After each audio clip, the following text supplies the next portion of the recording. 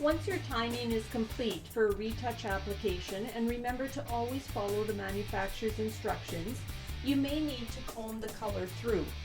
If the ends need a little bit of rejuvenating, a little bit of color added onto them, just comb that color through, dragging some of the color from, we can see how when we comb through, our ends are getting some of that color.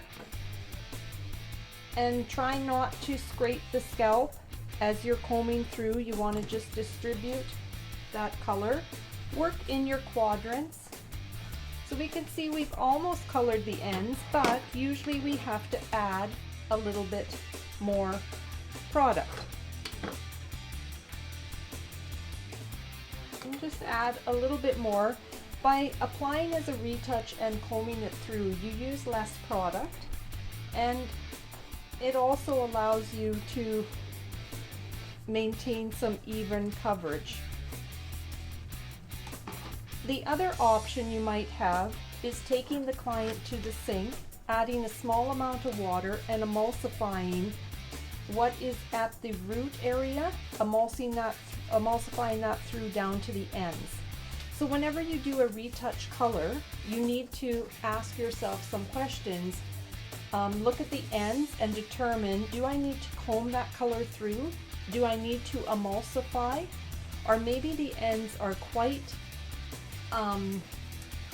they've lost a lot of color, and maybe you need to do color rebalancing. So that's where you might have a permanent color on the retouch, and then a semi-permanent color you would add to the shaft and ends of the hair, and that would be color balancing.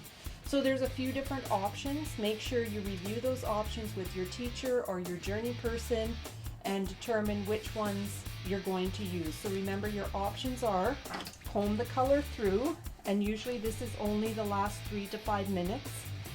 Take the client to the sink, add a little bit of water and emulsify, which means lather all the color through to the ends, and again emulsify for 3 to 5 minutes.